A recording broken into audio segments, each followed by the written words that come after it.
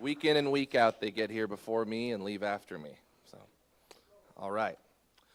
Good afternoon and welcome to the City Club of Eugene's December 12th, 2025 program, The Future of the Lane County Fairgrounds. My name is Thomas Hura. I serve as president of City Club, and I'm pleased to welcome you to another of the many forums we've held since 1990 in the name of our mission to build community vision through open inquiry. City Club is lucky to be a trusted, open, and independent voice for Eugene area community members to be heard. And as a lifelong Eugenian, I dare say the community is lucky to have the City Club and to hear from our program guests and questions from the audience, whether here in the beautiful Wow Hall, online, or over the radio. We believe these kinds of gatherings around critical community topics strengthen our understanding of one another and ultimately our ability to support the community building work in so many sectors of the Lane County area. In today's fractured information landscape, we want to be a space where you can participate in unearthing, disseminating, and sharing relevant information and conversation together. We would love for you to browse our past programs at cityclubofeugene.org or are you becoming a member if you'd like to support our rigorous volunteer work as Oregon's only city club that meets on a weekly basis. Partner with us, and I'd like to thank our Diamond community sponsors. The University County Commissioner Lori Trieger with us from District 3. County Commissioner Lori Trieger with us from District 3. We're happy to have Ted Koopman, the Neighborhood Association President from Jefferson Westside Neighbors. But first, we will hear from Corey Buller. He is the manager of the Lane Event Center and has worked there for over 27 years. Corey, I hand the mic to you.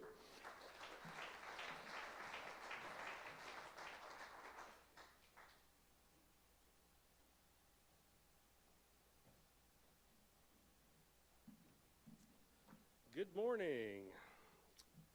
Appreciate that. Appreciate the opportunity to engage and talk about something that's obviously very dear to me. I'm going to try to keep some of these starting comments brief enough that the other panelists have some time, and I want to make sure that we leave plenty of time for questions and some back and forth at the end. So as mentioned, my name's Corey Buller. I'm the Lane Event Center and Lane County Fair Manager. I've been working there for a little over 27 years, and I've worked through several different positions and done quite a bit of different things while I was there. As you can imagine, in those 27 years, things have changed, not only within our community, but at the Fairgrounds and the Event Center itself. One of the things that hasn't changed for me, and I believe for many in this community, is the opportunity that the Fairgrounds provides to people that I get to work with and share those experiences with. I've met many forward to seeing them each year, and I've seen their children grow up and move on or sometimes take over the business that they're operating. Those 5 days of the fair account for approximately 1/3 of our total gross operating revenue that we do generate each year. So those 5 days are pretty important to us. In addition to those events, we have a small sports center. It's booked for almost 200 days a year. We have an ice center that has 90 to 100,000 visitors each year that take part in ice-related programs. Just this last year, figure skating had over 4,000 visits, Adult Hockey League, 8,000 visits, University of Oregon Hockey, 14,000, public skating, 31,000, and youth hockey, 33,000. So highly attended. Our 52-acre footprint also includes the Lane County Historical Museum. It's open to the public, has an incredible inventory of local historical displays, hosts many special events and school programs throughout the year.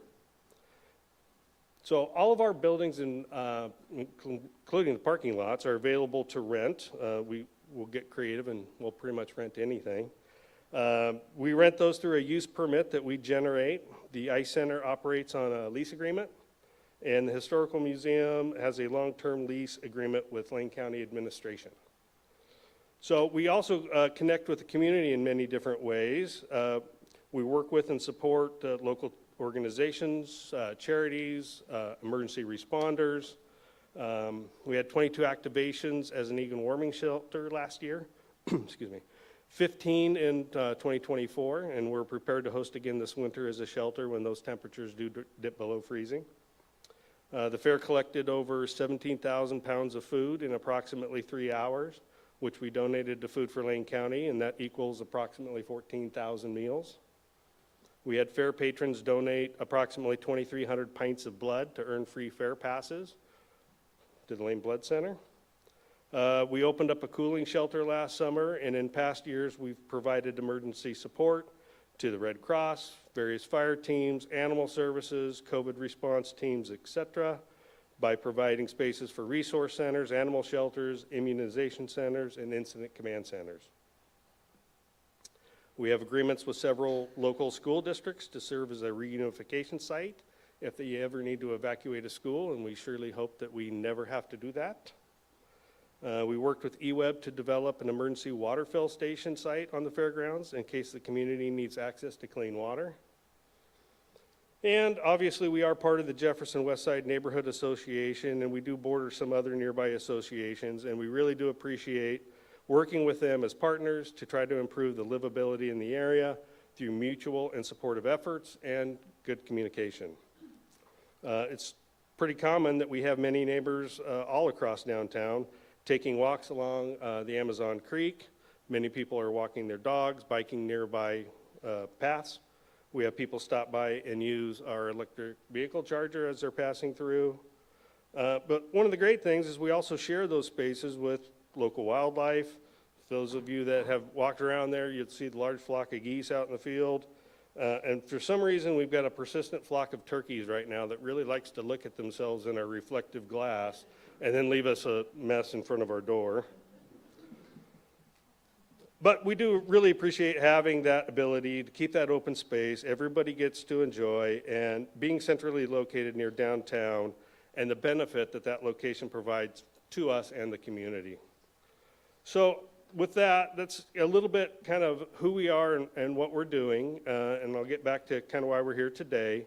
Many of you know that we've been working on and trying to get a master plan in place that's intended to guide our decisions and improvements for the future, and we've been working on it for some time.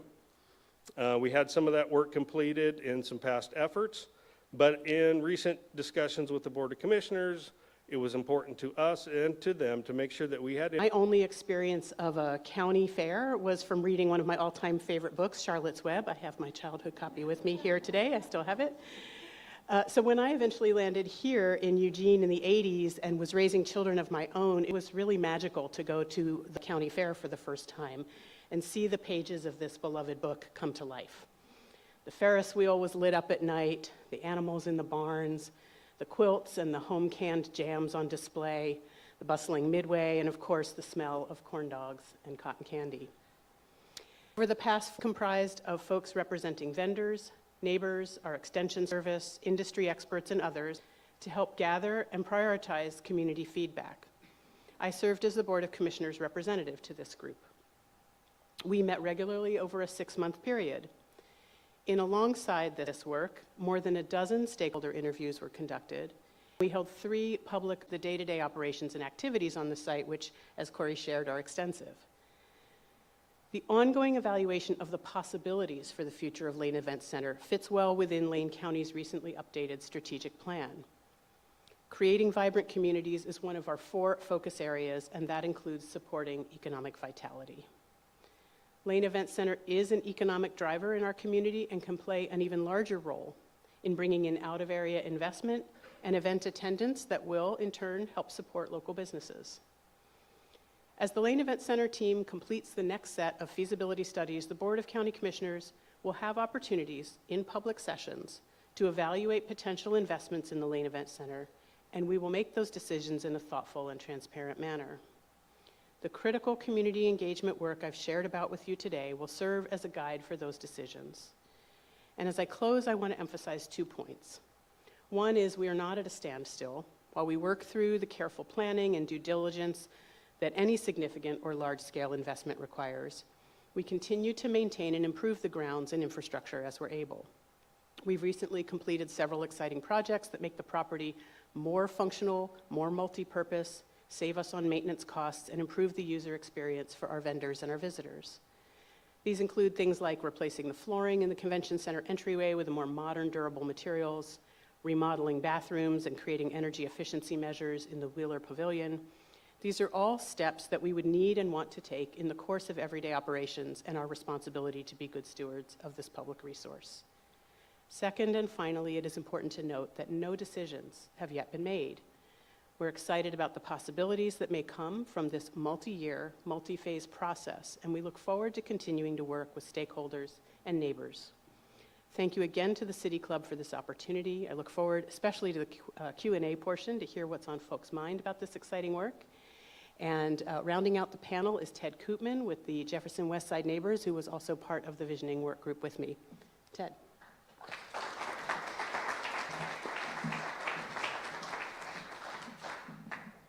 Hello, and thanks to City Club for the invite. We really appreciate it. I just want to start off by saying that we have a long and productive relationship, the neighborhood, with Lane Event Center. Corey's always been very good for us when you can get everybody on the same page. So I was hoping, I hope that the public is very happy with that process and how inclusive it was, and the fact that we have a clear path. We have the commitment that neighborhood integration is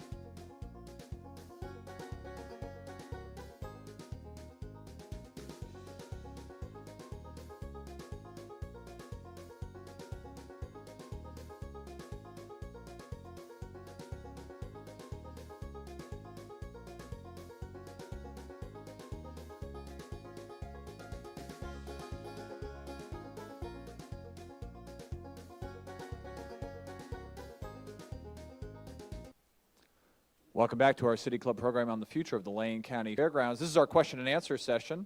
First question. My name is Susan Connolly. I'm a former member and soon to be a member again. Great. Thank you for coming. Thank you, Ted, for representing our community.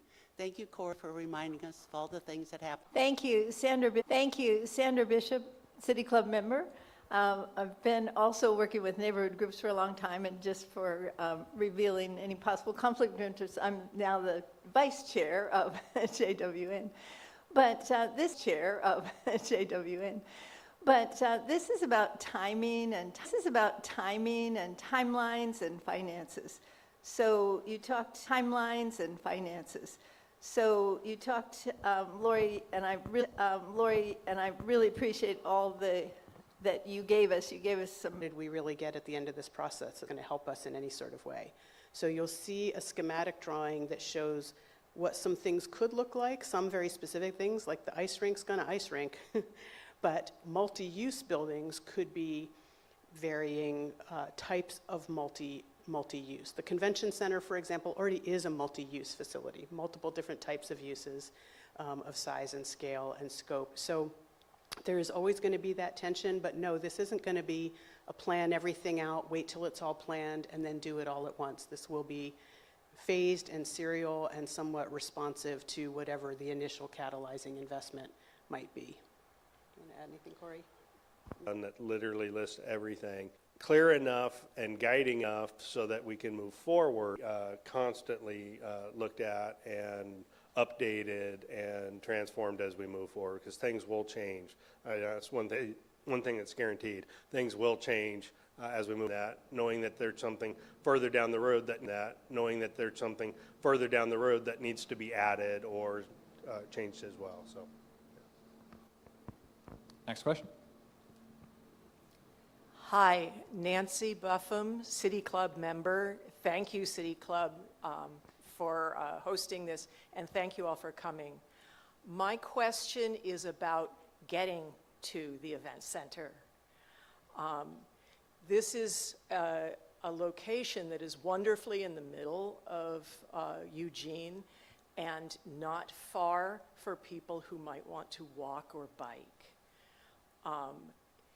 Because we have a goal as a city of reducing carbon emissions, and because the quality of life of the neighborhood is improved, I would think there would be a large interest in this, not just from people who are already walkers and people who bike. So I'm just wondering how the plans are shaping up between the county and the city and the transportation agency around attractive for people to walk and bike. So many of the events that happen there happen as leisure activities, and so people can plan to bring their families and to come on their bicycle when they feel that they are welcome. And these folks who are street users and the life of the community are prioritized over car parking or car access or car speed. Thank you. I'll say one thing and then I'll give it to Corey. One thing I would say is, I'm not sure if part of your question, maybe I'm misreading, but embedded in that is why is so much of it surface parking when there's, which seems like a car-centric. But what I will say is that is also a multi-use space. We've seen it, and also partly in response to Susan's question, we do deliver health services. We've seen a mass vaccination clinic there.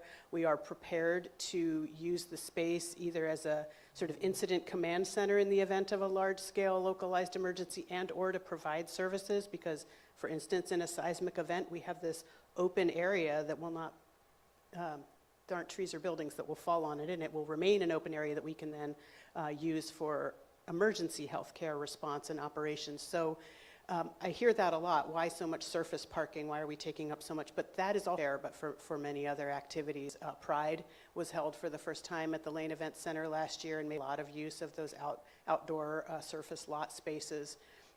But you're right, it's on a major transit corridor, it's on bike paths, it is a very walkable, bikeable, and mass transit accessible space, and that is valuable and important and something we want to elevate and make best use of. yeah, thanks for the question. That goes right to the point of what we mentioned down in the background. So I'm happy you asked that question. We are currently, well, I'm trying to get the contract done, but we have architect and consultant that we're working with that's going to be coming in here this wintertime and doing a site analysis. And some of the work that they're going to be looking at is traffic pattern around the grounds and how people are getting in and out, and excuse me, areas where we can improve on that. So that's one of the pieces of work that's happening in the background and will be included as we move forward. So from a neighborhood perspective, of course, we're really focused on walkability because a lot of the neighbors will just walk over to events. Try to get another crosswalk at Van Buren and West 13th because there's no marked pedestrian access point between Monroe and Polk, which is about 0.4 miles. It's most of the Lane Event Center is the corridor that runs through Van Buren, so it would be a safe place for pedestrians to come through. On our wish list is future through access and exit over the bridge and hit the Fern Ridge path. There's challenges to that, lots of security issues, but that's definitely higher on our priority. And then also to help to more activate the West 13th side to make it more open, friendly, and accessible for pedestrians. We're currently meeting at the Neighborhood Association, and Robin's been fantastic, and so we're very happy to be in the neighborhood. And so we're talking with them about maybe getting a West 13th gate open for the museum as well. You like primarily entering through parking lots and things like that, but lots of opportunities to get into that facility, and we're feeling really good about the progress that we're making in that regard. Thank you. Next question. Hello, I'm Dan Solitz, a member of the Jefferson West Side Emergency Preparedness Committee, and you've already covered a little bit this partially. I know the county has extensive planning on but the issues of The question came up about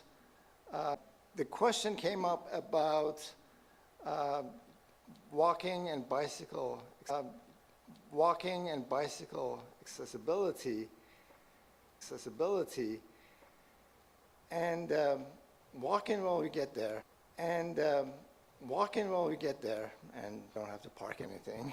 But bicycles, feels like there's not enough, like, oh, there's a couple places right next to the entrance door, you can park it there.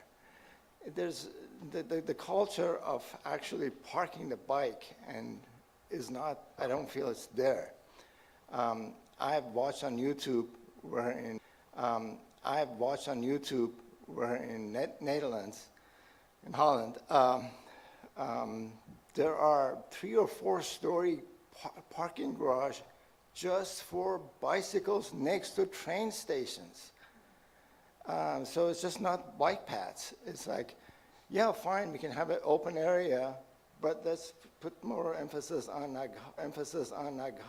welcoming the bicyclists with 2, 3 kids coming in. They're like, they have trailers and this, and then they need space to just feel free to easily park and feel. Just for the listening audience, Roz is wearing a great shirt with a bicycle right on it. So this man lives by what he preaches. A little bit question about bike infrastructure. Yeah. I'll start. Appreciate that question. Yeah, that's definitely one that we are aware of.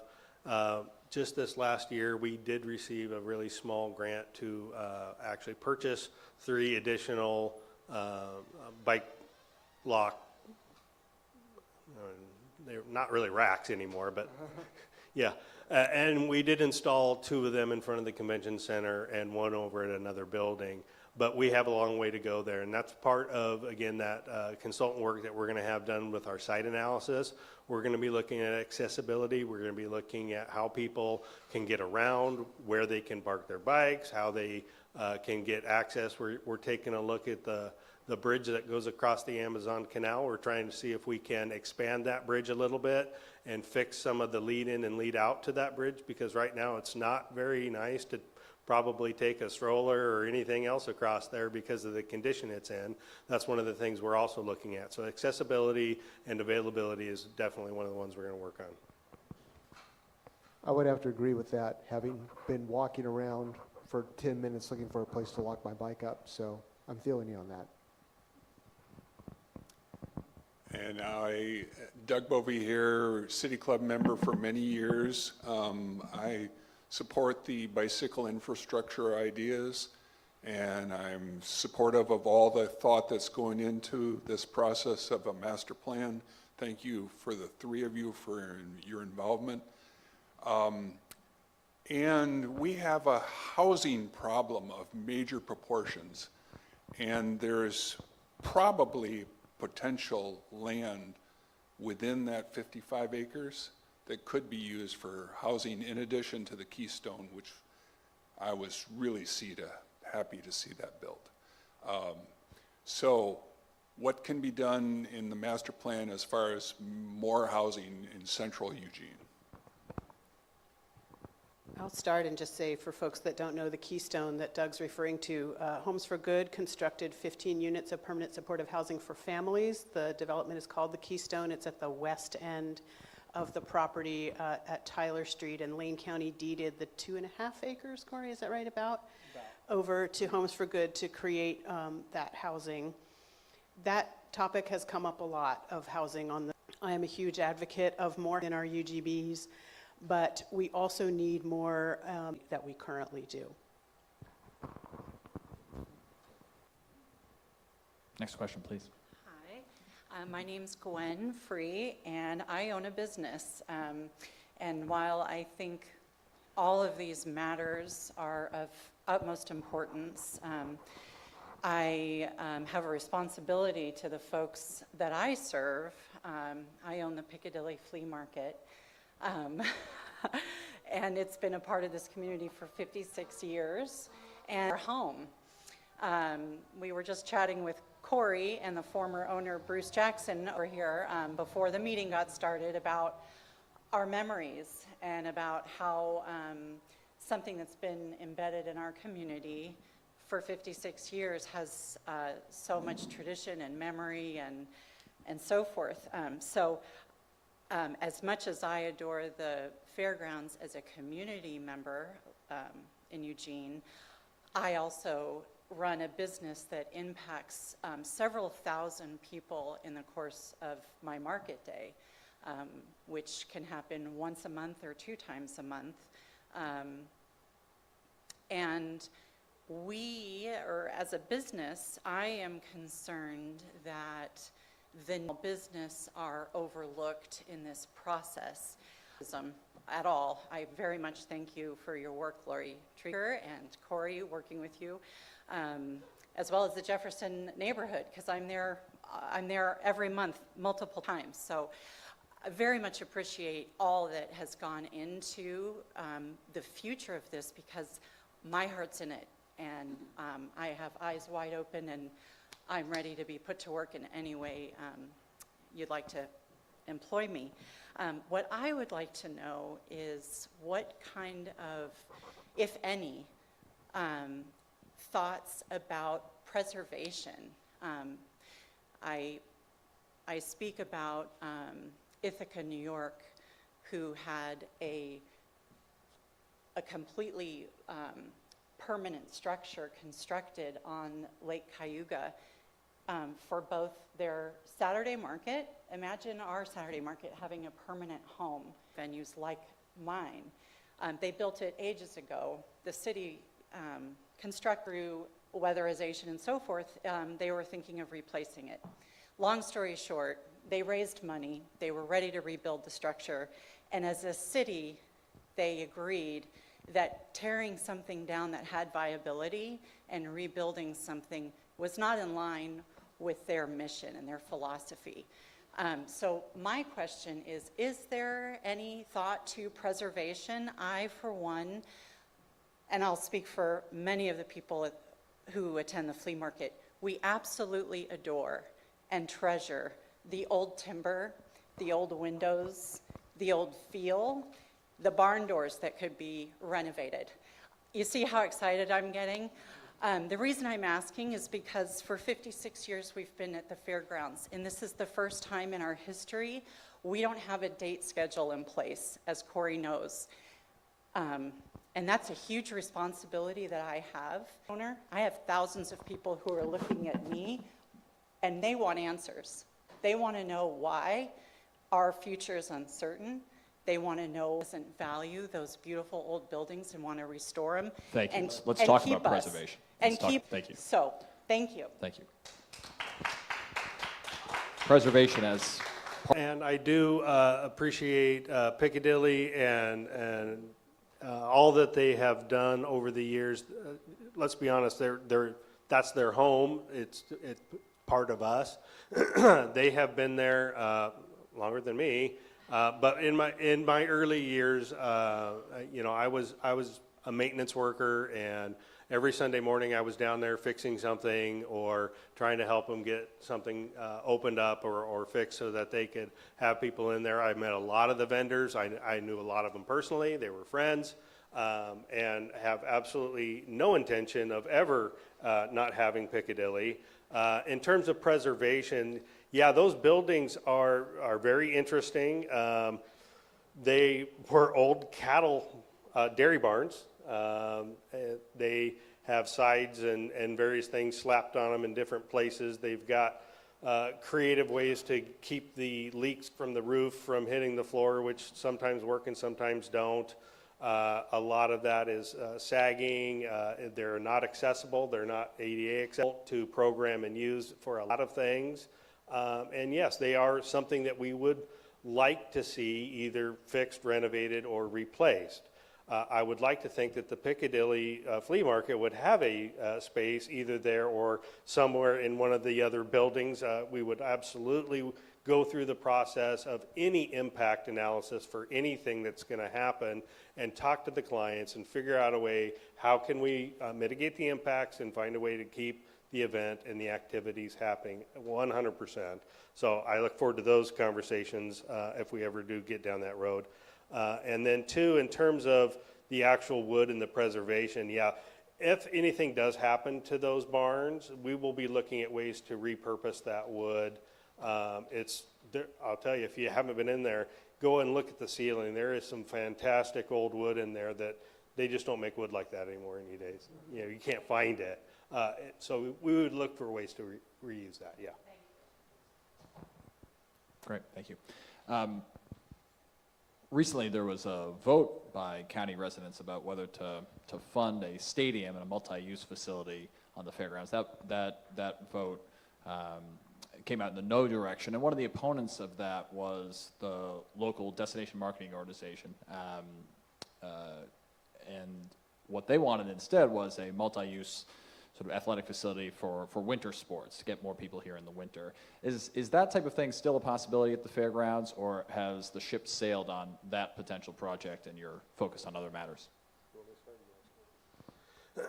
I'd say anything's still a possibility. I think there's a lot of work that's happening. Some of it's in the background and some of it's been already reported to Board of County Commissioners. Travel Lane County is working on some feasibility and analysis of an indoor sports facility. Some of that work that they're doing is basically the groundwork no matter where it goes, but they're also doing some site analysis for several different, a report back, I believe, to the Board of Commissioners from Travel Lane County on some of that work. That they have is the information